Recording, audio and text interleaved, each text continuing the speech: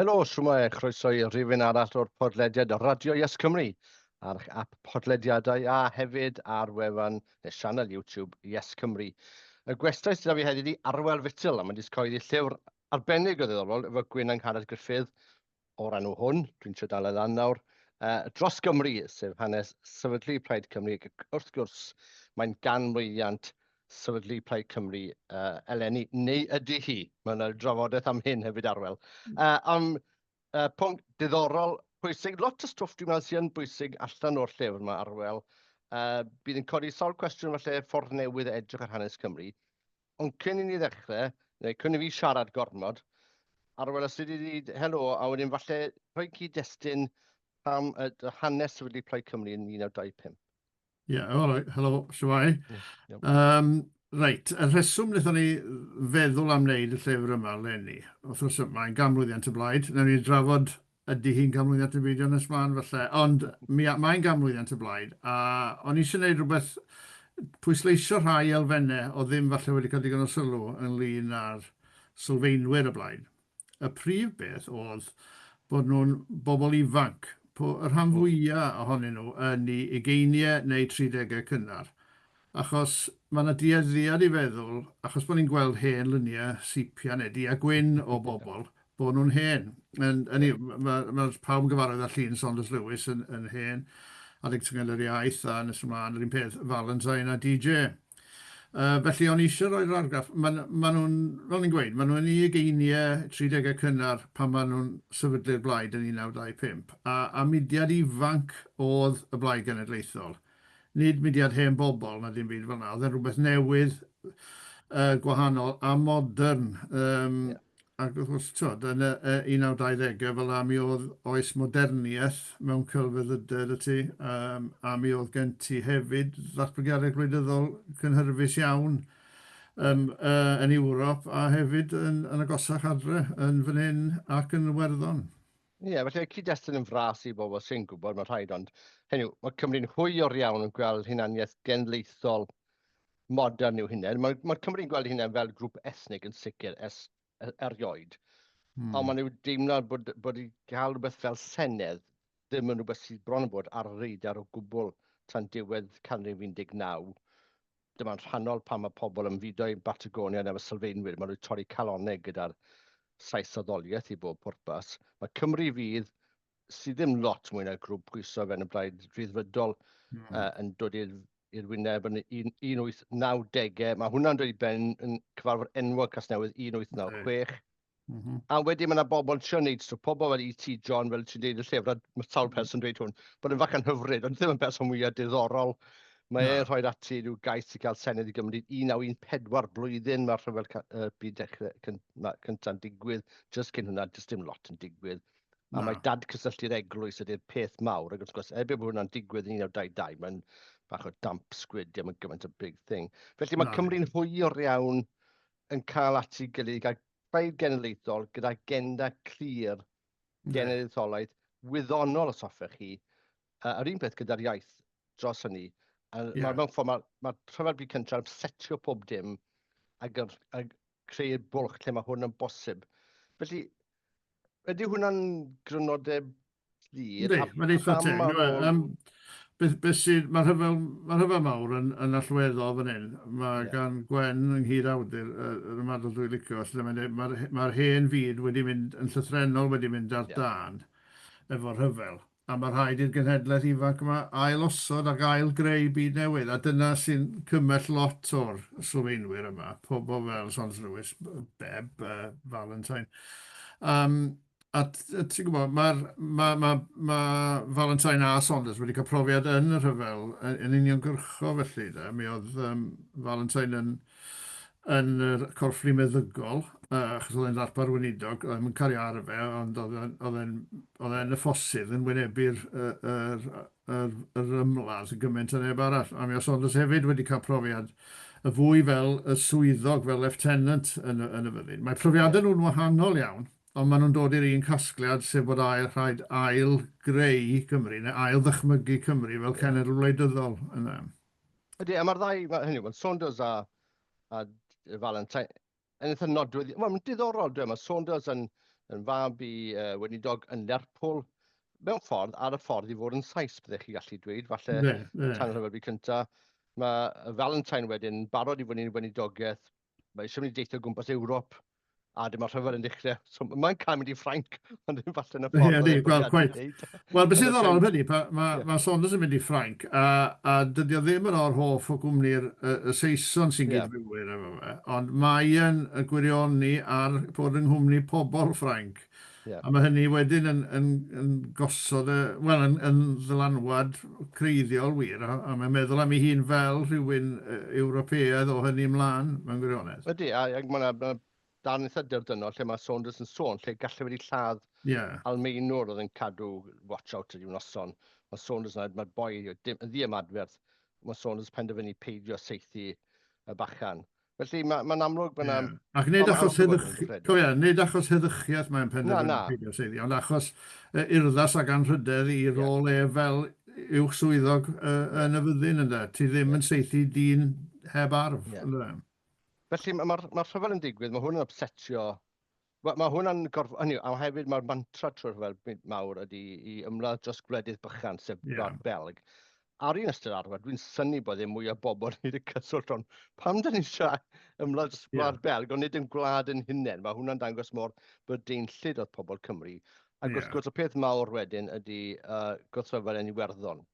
A mae hwn yn upsetio pobl. A dwi'n meddwl hawdd i ni heddiw edrych yn ôl at gwrthryfel Iwerddon, beth tawn ni wedi bod yna, byddai ni wedi cefnogi'r Gwyddelod. Ond yna bobl wedi colli brodyr tadau yn y rhyfel, a rydych chi'n gweld Gwyddelod sy'n rhan o'r un genedl yn gwrthryfel yn erbyn hwnna.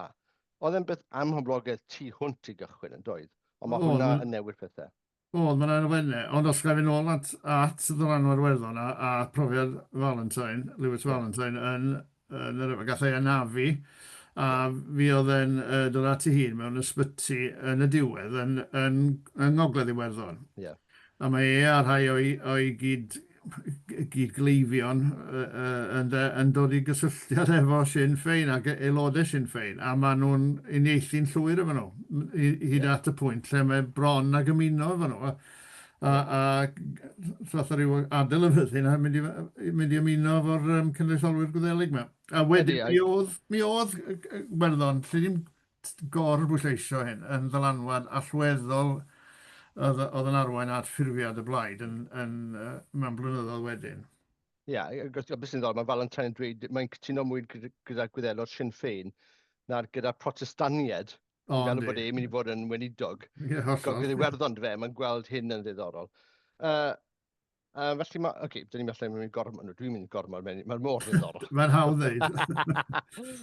So'n fras, mae'r rhyfel byd cyntaf yn upsetio pobl, y sefyllfa, mae'r gwrthryfel yn Iwerddon, ac mae'r pobl sy'n gweld, reit, mae Cymru Fydd di methu, mae'r rhyddfrydiaeth E.T. John bach yn hyfryd, mae bapur ar gyfer yn Sir Gyffredin 1954, mae'n mor drylwyr, mae'n ddiddorol, mae'n bron bod allet ti atgynnwch fe heddiw am Gymru, tynnu mas y reference i TB y decau, a mae bron bod union yr un problemau. So maen nhw'n gweld bod Cymru Fydd wedi methu, mae gweithio trwy'r rhyddfrydiaeth wedi methu, maen nhw'n gweld bod y Gwyddelod trwy Sinn Féin, ni yn hunain wedi llwyddo. A hefyd, mae hwnna'n rhywbeth o'n ni'n sylwi tan ddiweddol, mae'n just lot o fwrlwm ar ôl y rhyfel byd cyntaf, just deallusol yn dyfe. Mae'n da chi prosod rhys yn Eisteddfod, 1924 y cerdd hoiw bod pwrpas. Mae'n da chi Cylch Cadwgan fel awn Caerdydd, mae pobl yn sgwennu pamffledi, a be allwch chi'n neud addysg yn Gymraeg, be allwch chi'n neud economi yn Gymraeg. So mae yna lot o stwff yn digwydd yn y cyfnod yna, a dim yn ffordd mae yna rhywun neu pobl sy'n tynnu hyn together i greu Plaid Cymru. Felly, Arwel, a'r bwriad dweda'n 1921-22 ydy creu Plaid Genedlaethol Gymreig, neu ydy hwnna dal ddim cweit yn glir i bobl, neu ydy'r syniad yma'n dod at ei gilydd gyda'r gwahanol grwpiau yma sy'n rhyw ffordd yn trio newid Cymru, dod â bri i'r Gymraeg, achos mae'r cyfrifiad newydd o'r allan, mae pobl Mae pobl wedi dychryn efo'r cyfrifiad a'r ffigurau nifer siaradwyr yn disgyn yn sylweddol, yn enwedig yn y De-ddwyrain. Ond beth sy'n nodweddu y bobl sy'n mynd dati sefydlu'r blaid yn 25 ydy y rhwystredigaeth mawr efo'r bwrlwm a bod o ddim digon gwleidyddol. a bod o'n fwy diwylliannol neu'n geidwadol o ran... Mae yna gyfres o gynadleddau'n cael eu cynnal dechrau'r 20au mewn llefydd fel Llandrindod ac Amwythig. A mae'r pobl, wel mae Saunders Lewis yn enwedig yn hall iawn efo'r rhain. Just malu awyr yw yn y diwedd a dod i ddim penderfyniad o bwys ynglyn ag ymreolaeth na dim byd. So does ddim trefn yno. A wedyn, dwi'n meddwl beth sy'n dod â pawb ynghyd yn y diwedd ydy y rhwystredigaeth yma. Mae DJ Williams er enghraifft yn disgrifio rhai o'r mudiadau mewn ffordd eitha sarhaeth. Neu'n ystod bod yn just yn rhwystredig, mi ddylen nhw fod yn well na gyda nhw. A maen nhw moyn rhyw genedlaetholdeb gwleidyddol i gymryd lle'r cenedlaetholdeb diwylliannol yma sydd yn nodwedd amlwg o Gymdeithas Cymru yn y cyfnod. Mae'n sydol, mae rhywun darllen urdd y delyn a rhyw bethau. Maen nhw eisiau pawb i siarad Cymraeg, ond does dim unrhyw fath o sôn am beth am cael ysgolion cyfrwng Cymraeg te. Neu maen nhw eisiau bod yna bri i'r Gymraeg, does dim sôn am gael bod yna arwyddion ffyrdd yn Gymraeg, neu dim yn mae'n hollol anwreidydd, mae'n hollol anwyddonol mewn ffordd. Ti'n syndod i considro beth sy'n digwydd yn Ewrop, a gwneud lot llai na Cymru wedi mynd trwy'r broses yma'n gynt, cenedlaethol yn gynt. Do. Wel, hynny yw, ti'n sôn yn bach cynt efo urdd y delyn, ond mae yna genedlaetholdeb gwleidyddol mae'r sylfaenwyr y blaid eisiau. Da ti'n meddwl mewn ffordd, ddim fel wedys ti gwyddonol, ond yn sicr mwy realistig ynglyn â sut i gael y meini mae'r wal o ran ymreolaeth a dyfodol y Gymraeg. Ond wedyn mae ydy'r genedlaetholdeb diwylliannol yma sy'n deillio raddau o draddodiad o M. Edwards a'r sy'n diweddu'n yr urdd yn y diwedd yn yr ugeiniau eto, ti'n gwybod? So beth dwi'n gweld yn ddiddorol, hynny darllen nhw, mae'n amlwg bod yna griw lan ardal Cynarfon, a'r ardal y chwareli rhwng fyna yn Arfon i bob pwrpas. A mae'n ati griw, a hwn yn syni i fi, rhai blynyddoedd yn ôl, bod ati griw eitha bywiog lawr yn Caerdydd a Penarth.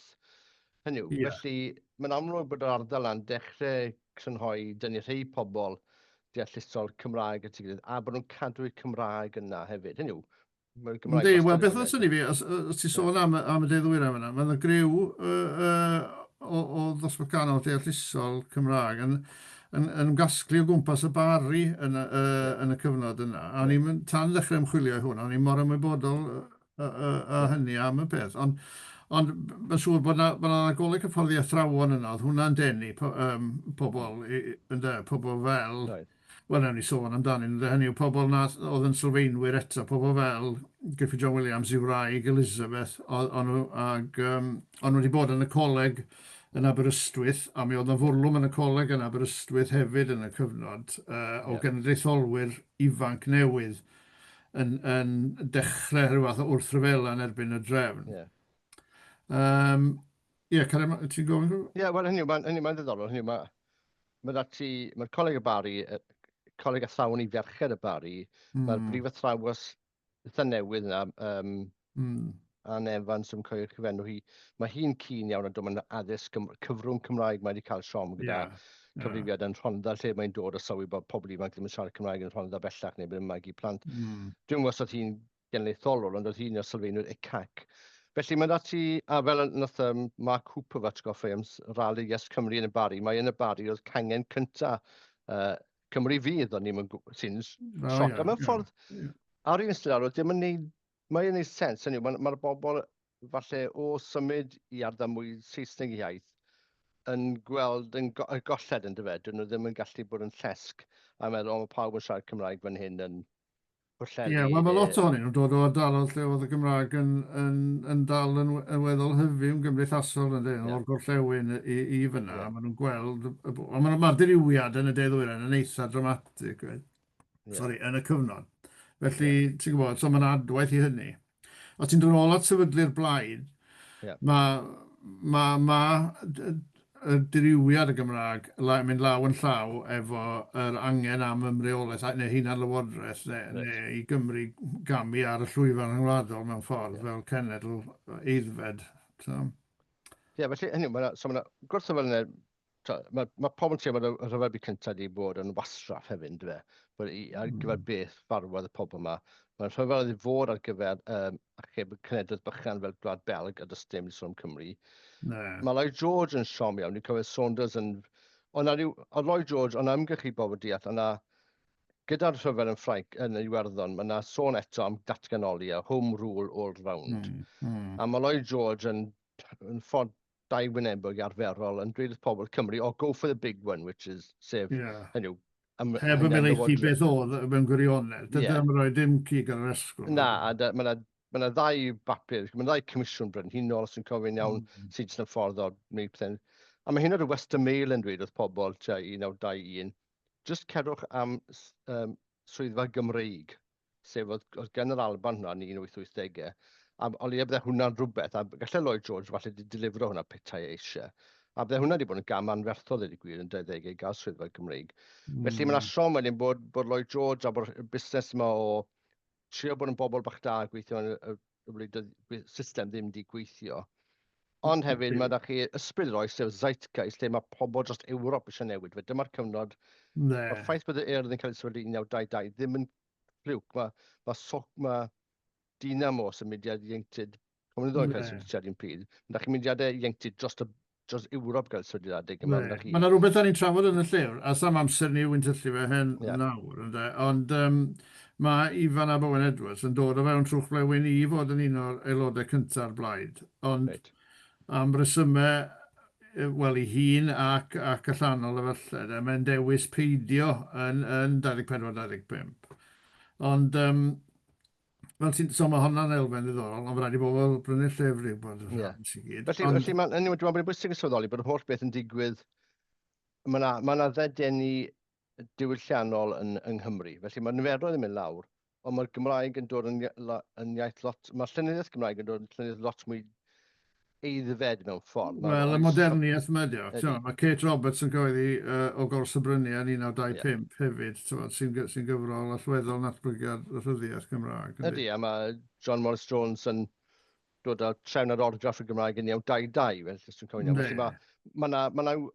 Mae'r gwahaniaeth rhwng math y Gymreigtod y Cymraeg yn 1925 dyn ni, a dwedwn ni 1914, yn ddi a gwyn, dy fe. Mae'n just gymaint o'n fwy eiddfed. Beth arall nes ti awgrymu fyna, a da ni'n trafod hwn hefyd, ydy y busnes Lloyd George ac ysgrifennydd gwladol a comisiynnau ac ati, oedd be fysa ti am sylfaenwyr y blaid yw diffyg ymddiriadaeth mewn pleidiau Prydeinig.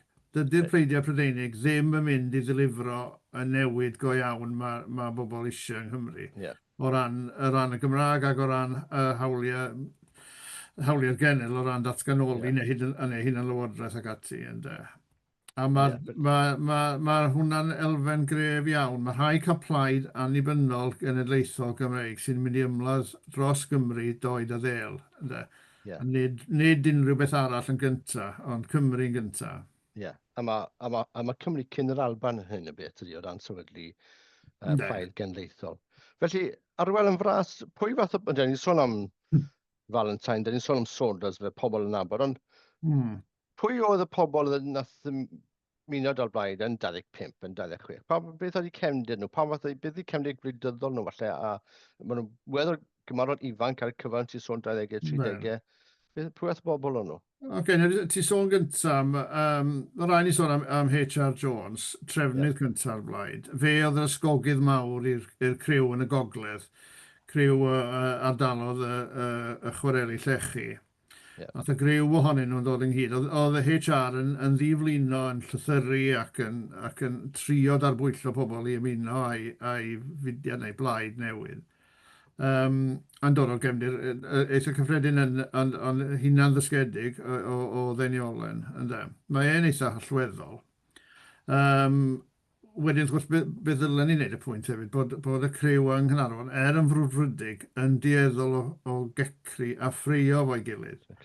Pa maen nhw'n ffrio? Wel, mae Valentine yn disgrifio fel hyn, bod mae e'n newydd yr allan o'r coleg, mae'n dal yn eisiau gwneud rhywbeth. Mae criw o fyfyrwyr colegol yn dod, mae yna criw o weithwyr yr ardal Cynarfon a'r cyffiniau, a cwpl o newydd adirwyr hefyd. Ond Oedd e fel sy'n mynd dweud, mae pawb yn mynd yno, pob un a'i stori, pawb yn sefyll i fyny, pawb yn deud i farn, a pawb yn rhyw angytuno fo'i gilydd, a rhyw y cyfarfodydd yn diweddu mewn anhrefn yn aml iawn. A wedyn, ond oedd o'n dweud, ond oedd o'n byd arall i gael, oedd rhywun yn dal i fynd yno yn gobeithio'r gorau, a bysen ar ryw blaid newydd yn cael ei sefydlu. Yeah. A dwi'n meddwl, just mae Gwen eto'n cymharu efo seiat, bod pawb yn codi ar ei drad, deud i bwt, a wedyn ystod rhywun arall yn codi fyny. Mae'r holl beth yn mynd yn fler, ynddo. Felly, o ran yr aelodau, mae rhai bobl sy'n amlwg gyda dim profiad gwleidyddol go iawn. Mae'n nhw'n, mae hwnna'n symptom wedyn bod yna lot o pawb sydd i barn. Ond mae yna bobl sydd wedi bod yn aelodau pleidiau eraill. Mae DJ Williams yn... sorry. Yn cyrdi mlaen. Wel, DJ Williams yr enghraifft. Oedd wedi bod yn coleg yn Aberystwyth, oedd wedi mynd ymlaen i Rhydychen. Oedd wedi bod yn sgwennu erthyglau beiddgar iawn yn ystod y rhyfel, lle oedd e'n canmol yr Sinn Féin, yr Almeinwyr a gwrthwynebwyr cydwybodol, sef y tri ellill mawr Prydeindod yn y cyfnod. A pen llanw hynny, oedd bod y cylchgram y coleg wedi gofod dod i ben, y cylchgram y fyrwyr wedi gofod dod i ben. Ond o ran, ti'n sôn am ei profiad gwleidyddol, oedd ar ôl coleg, mae wedi cael swydd yn Abergwaun fel athro, ond oedd e hefyd yn weithgar iawn yn yr ILP yn y sir, yn cefnogi... Sef Independent Labour Party. Sef rhagfleinydd y blaid lafur mewn ffordd, wel, y blaid oedd Cyr Hardy'n aelod ohoni yn wreiddiol. So, beth bynnag, oedd e'n anian sosialaidd yn DJ. Ond wedyn oedd e'n ffrindiau mor, efo rhywun fel Ambrose Bebb, oedd ddim yn sosialydd o gwbl, a dweud y lleia. Oedd hefyd yn oedd yn coleg dyfen Aberystwyth, ac hefyd yn Genedlaethol, ac eisiau gweld sefydlu plaid Genedlaethol Gymreig yn benodol i ymladd ochr Cymru o bethau.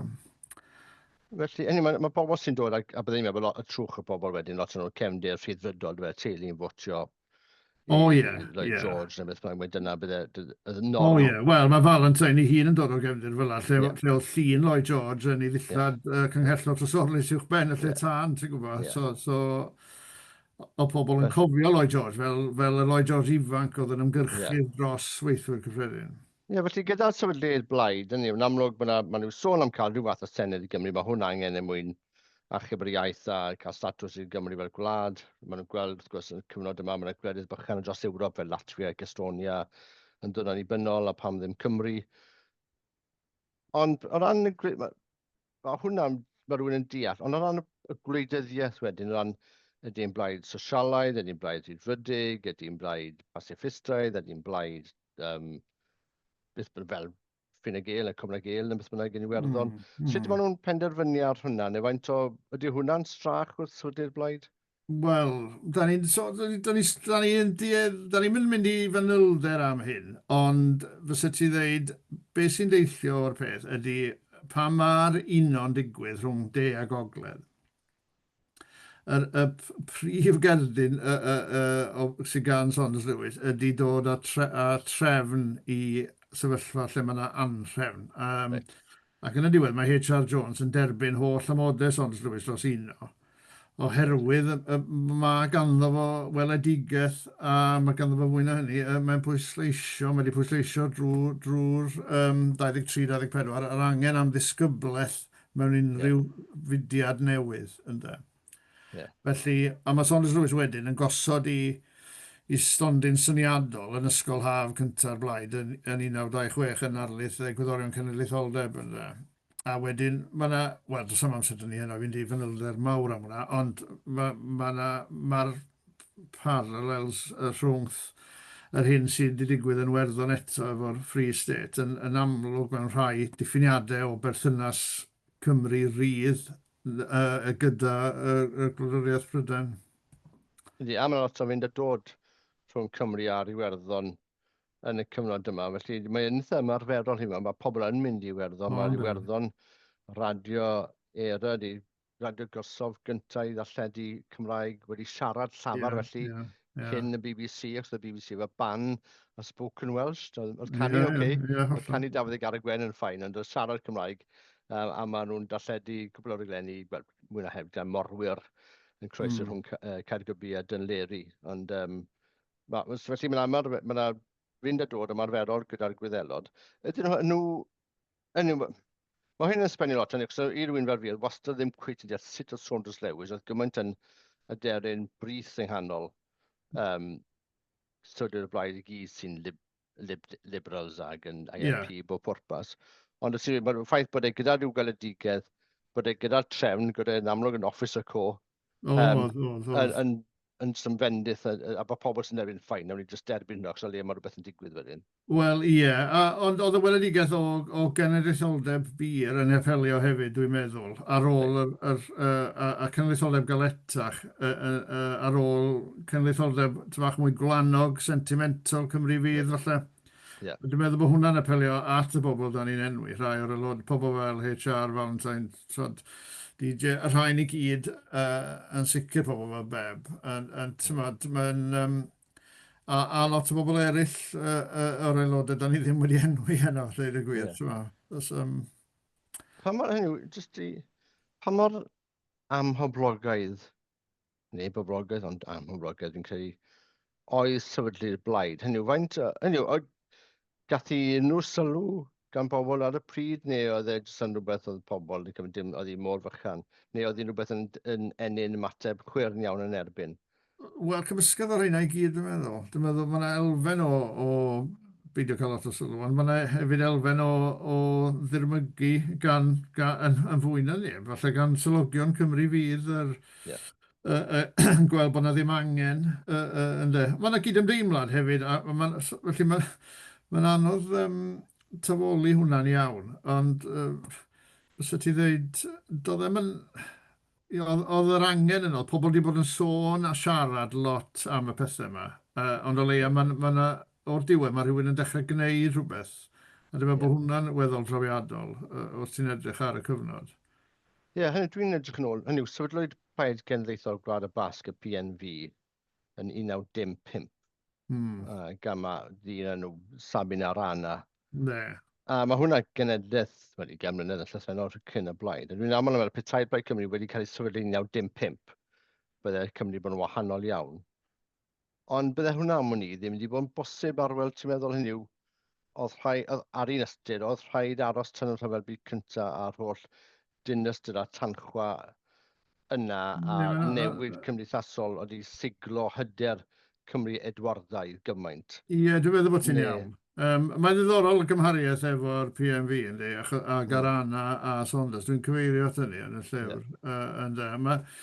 Ac un o'r bethau cwestiynau, wel, da ni'n codi cwbl o gwestiynau beth petasau yn y peth, beth petasau, fel ni'n deud i fan ab wedi bod yn aelod o'r blaid. Beth petasau y blaid yn arfon wedi bod yn fwy trefnus ac yn y blaen. Ond hefyd, efo Saunders ac pethau, a fydde'r blaid wedi cael ei sefydlu'n gynt wedi bod yn wahanol. Dwi'n meddwl bod ti'n iawn. Dwi'n meddwl bod rhaid ti gael, mae tanchwa'r rhyfel. Ac eto esiampl Iwerddon wedi dangos bod y peth yn bosib. Bod y wlad geltaidd ennill i ryddid rhywsut. Ie, mae'n sy'n bod rhywun fel i ti John ddim wedi penderfynu just mynd amdani ben ei hun. Ond doedd Dafydd falle ddim y charisma na'r gallu i wneud hynny. Dwi'n aml yn meddwl gyda Sefydlu Ias Cymru 2005-2016. Oedd hwnna ar un ystod am y blogau dyna i pobl yn credu bod pam eisiau hwn. Neu pobl allan ddim yn deall pam.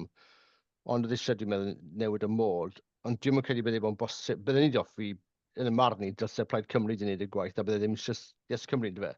Dyna, ond y rhyw strategaeth bod y blaid ddim yn gwneud hwnna. A dwi'n meddwl o'r referendum 2011, lle oedd y senedd, y cynulliad yn saff. Dwi'n meddwl o ddim esgus. Dwi'n meddwl cyn hynny a rhywun gallu gwneud y ddadl, wel, beth am ni'n siŵr bod y senedd yn gweithio fel y blaid yn dweud, a bod e'n saff, a dwi'n meddwl cyn cael y senedd o gwbl, oedd e just yn rhy haniaethol i bobl. Felly, bydden ni'n hoffi petai'r blaid i arwain y mudiad cynulleidfaol, y mudiad annibyniaeth, a nhw bydde di Medi, cynaeafu'r Medi yna, ond dwi'n meddwl, falle weithiau mae'n rhaid i gwahanol bethau ddod at ei gilydd nes bod yn digwydd, a pan mae'n digwydd, mae'n amlwg wedyn, dwi'n meddwl, dwi'n siŵr. Ie, dwi'n gwybod, ie, so ti'n gwybod mwy na fi ynglyn â hanes diweddar yn fyna, ond ie, dwi'n meddwl, os ti'n mynd nôl eto, bod rhaid i, efo'r 20, 25, bod rhaid i rhywbeth dorri'r patrwm. Neu fel mae'n dweud, ti jyst yn mynd i ryw gyfres o gynadleddau syrffedus, lle does yn byd yn digwydd. A lot o gyfarfodydd diened jyst yn galaru am ddyfodol y Gymraeg a rhywbeth fel yna. Dyna si eto, dys ni'n mynd ôl at sut ddechreuon ni efo pobl ifanc. Pobl ifanc eitha diamynedd efo'r hen drefn a wedi gweld yr hen genhedlaeth yn mynd i ryw cul-de-sac gwleidyddol efo Cymru Fydd ac yn y blaen. Ac eisiau torri'r mold a gwneud rhywbeth gwahanol ynddo. Ie, mewn ffordd, mae'n beth i bod y blaid ddim wedi sefydlu cwbl o flynyddoedd yn gynt yn dyfech. Dwi'n meddwl, mi'n gollwyd cenedlaeth torfol o bobl, a wedyn dwi'n meddwl i'r blaid lafur yng Nghymru. A beth yw'r blaid Cymru wedi sefydlu'n gynt wedi bod yn mwy yn gylchu bethau. Dwi'n meddwl bod wedi gallu ennill lwmp o demograffig o bobl. Mae'n bosib. Fysa rhaid i ti fod wedi cael diriwiad y blaid Rhyddfrydol yn gynt, falle hefyd. Dwi'n gwybod. Ond ie, wel, ti sôn am y blaid lafur, oedd y blaid lafur yn llawn o bobl oedd o blaid ymreolaeth ac yn poeni am y Gymraeg. Ond ti'n gwybod, pobl fel David Thomas, Silin, Robert ac ati, ond o'n ddim, doedd materion Cymreig ddim yn uchel ar agenda llafur pryd hynny. A mae fas o llafur wedi goffo cael ei pwysio i weithredu pethau y blaengar o ran y genedl erioed yn di.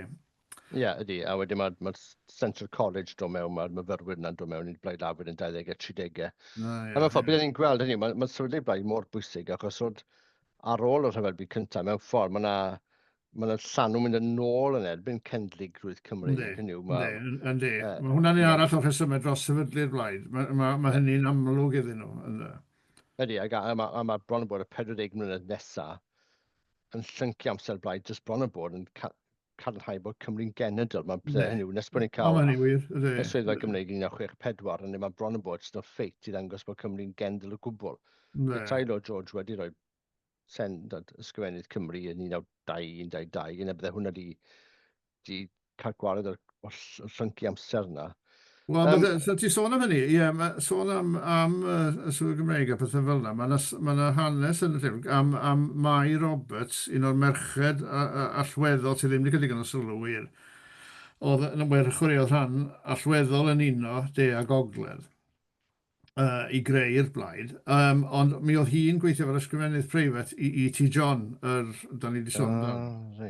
A wedyn, mi oedd T. John erbyn hynny wedi troi at y blaid lafur. Rhyddfrydwr oedd wedi troi at y blaid lafur ar gawnt gwrthwynebiad i'r rhyfel mawr. A mae hi'n adrodd sôn am Ramsay MacDonald a Arthur Henderson. Ramsay MacDonald yn ddarpar brif weinidog llafur wedyn yn dod i weld T. John, i drio ddarbwyllo fo i sefyll mewn etholiad fel ymgeisydd yn Brycheiniog. A mae'n deud, os wneud i sefyll, ond newn ni gefnogi'r syniad o ysgrifennydd gwladol a swyddfa Gymreig. A mae yn dweud, yn adrodd sut mae hi'n ysgwyd i ffen ar draws y bwrdd yn dweud, na, paid â cytuno, achos paid â credu a ddiwydion rhain. Ac wrth gwrs, dyna ddigwyddodd yn maes o law pan dda llafur i rym yn 1929. Wnaethon nhw ddim gweithredu dim byd fel yna i Gymru. Ie. Ydy hynny'n stori ar ôl. Dyn ni ddim yn siom. Mae'n gosod y template i beth sy'n wedyn. Mae'n Westminster Uni Party yn dydi. Felly mae'n llythrenol 40 mlynedd nes bod ni'n cael sgwennydd Cymru am gallai di digwydd yn y 20au cynnar. Gallai. Arwel, jyst i cyn bod ni'n gorffen, hynny yw, wyt ti wedi dod dros lot o gwahanol gymeriadau wrth sgwennu'r llyfr yma gyda Gwen Gruffudd. Os oedd ei, dydi sôn yn amlwg am Saunders a Valentine, os oedd ei falle llai nebyddus?